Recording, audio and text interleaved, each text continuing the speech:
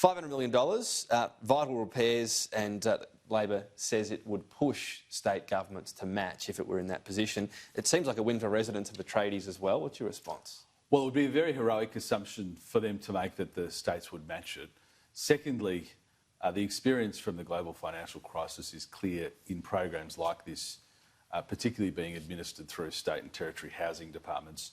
Not a dollar of this would be seen until late next year. That's the reality of it. So as a stimulus measure, it clearly wouldn't work. And when you look at the size of it, $500 million, and you compare it to what the Morrison government's doing with Home Builder, which, according to the HIA, leads to $10 to $15 billion of investment, which has turbocharged, quite frankly, the residential construction industry, it would make no difference, and it wouldn't assist for the critical moment now, which is what Home Builder does and what the First Home Loan Deposit Scheme does with an additional 10,000 places. So last night, I think, was very underwhelming to see that announcement, and to bill it as a stimulus measure is clearly false. It would not have any impact until late next year. They're obviously talking about they're not scrapping any of the schemes you mentioned, so this is an addition.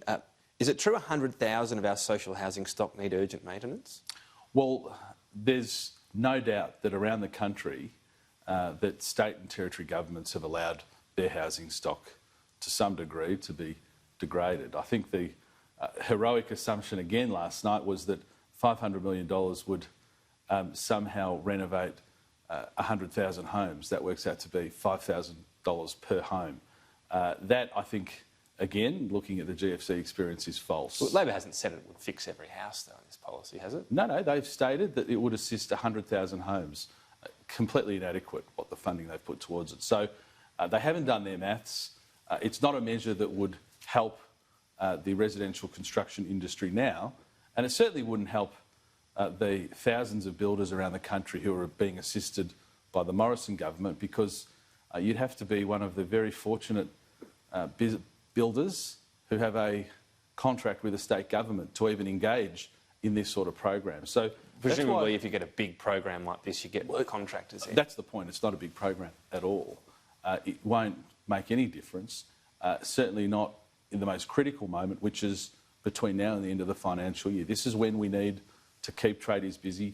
That's why Home Builder, a wildly successful scheme, and the First Home Loan Deposit Scheme are really front-ended to the moment when the construction industry needs it, which is between now and the middle of next year. I want to get onto Home Builder in a moment, but just on this as well, I mean, this was a huge budget, can't remember the updated figure, $18 billion in deficit. What was spent on social housing, specifically social housing? Well, social housing we spend each year $1.3 billion through the National Housing and Homelessness Agreement, $4.6 billion through Commonwealth Rental Assistance. So any increase? $2.5 billion through the National Housing Finance Investment Corporation, with an additional $1 billion on Tuesday night, which we announced through the National Housing Finance Investment Corporation. So this is for affordable housing, that last amount. That includes social community affordable housing. So that's through the mechanism that delivers to all of those types of housing stock, $1 billion additional. How is that split? That we put in. That was described more often as affordable housing rather than social housing. Well, is that split in a particular way? Absolutely. So the National Housing Finance Investment Corporation, through its bond aggregator, assists with community housing providers. We've just announced, for example, fast-tracking of 781 new homes with the New South Wales government, which includes social housing, their social housing stock. So our budget delivers more for social housing than what the Labor Party proposed. They're just proposing on top. They've proposed it as a stimulatory measure that we know from experience would not have a single person working on a home until late next year. That's not stimulus for when we need it. And the maths is wrong. Saying that somehow $500 million would lead to repairs of 100,000 homes is wildly wrong. So they've not done their maths. They've been very lazy in this policy. And I note this morning that there's not a great deal of enthusiasm for it because it's so inadequate.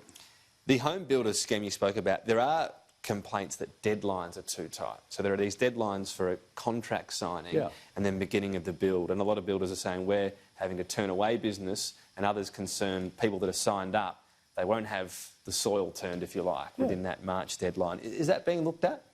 Well, there's already flexibility within the scheme for states to extend the deadlines, and I mean it's a nice problem to have. In the midst of a pandemic, where one of the issues with the home builder scheme is it's been so successful, it's brought forward so much demand that, as you say, builders are now getting to the point where they're thinking, well, we might struggle to do all the work on the order book. So we get that. Yeah, so it's not a nice problem for someone that thought they were getting 25,000, they might not. It's a nice problem for the industry, I can tell you. But not for the person who thought they were getting a $25,000 cheque. Well, look, there's still no doubt capacity in the industry to be able to do those projects. There's flexibility for the state governments through their state revenue offices to extend deadlines where, effectively, through no fault of the applicant, there's a delay, whether it's a delay in an approval that's required, a delay in titling the land. So there's already an opportunity for them to extend that by 3 months. Having said all that, because Home Builder has been so remarkably successful, we're keeping a very close eye on it. We're looking at it. There's been significant calls from the industry, whether it's the Master Builders Association, the HIA, who have said, Home Builder has rescued our industry. We want you to extend it. And the PM has made clear we'll keep a very close eye on it between now and its deadline on 31 December. And in watching it closely, there might be opportunities to do that. And that could be crucial because Treasury actually reports, and you said this as well, it's pulling forward demand. So that means not creating new demand. Immigration is set to go backwards, a massive change. There could well be a cliff we're approaching for home building and the construction sector. But that's why we've focused so much effort on first home buyers. So in the budget on Tuesday night, we announced an additional 10,000 places under the first home loan deposit scheme, which allows Australians to purchase a property with a deposit of as little as 5%. But we added one additional requirement for that extra 10,000, and that was it must be for the purchase of a new home. Because we recognise that in order to fill that pipeline of work which is needed, and it's a pipeline that's needed now, we're going to need to bring new demand into the market, and that's Australian first home buyers. And the Morrison government, whether it's the First Home Super Saver Scheme, First Home Loan Deposit Scheme or Home Builder, we're the party of aspirational first home buyers. And I'm very comfortable filling that hole with Australians who want to get into their first home. Right, and you can do as much as you can to funnel that demand. There's a bringing forward, there's perhaps creating There is additionality, there's no doubt some new, but these houses, you don't build houses for nobody. We're talking about 200,000, possibly fewer homes, and these are Treasury estimates based on immigration. Something is coming here down the pipeline, isn't it? If somehow all these new homes are built, there's going to be empty rental homes all over the place. But Tom, this is our objective. Our objective is to make sure that in this time we don't have a lessening of supply, because what that will do is, over the long term, and the long lead times with property means that when net overseas migration gets back to a normal level... When is that, though? Well, the budget 10 years away. No. In the budget we outline, over the medium term that will happen, that you don't want another situation as we've had in the past where the demand for housing far exceeds supply. We're nearly out of time. When does that happen? To make sure... When do we get to normal immigration? Well, over the medium term. I think it's very, very difficult. Very, very difficult for me to pinpoint exactly when that will happen. But what you don't want, Tom, in the context of housing, is for supply to be so constrained now that when that does happen, you have an imbalance between the supply of new housing and your demand for it. And what happens in that situation? You see exponential rises in pricing and unaffordability. Right. And that's, again, what Home Builder will do.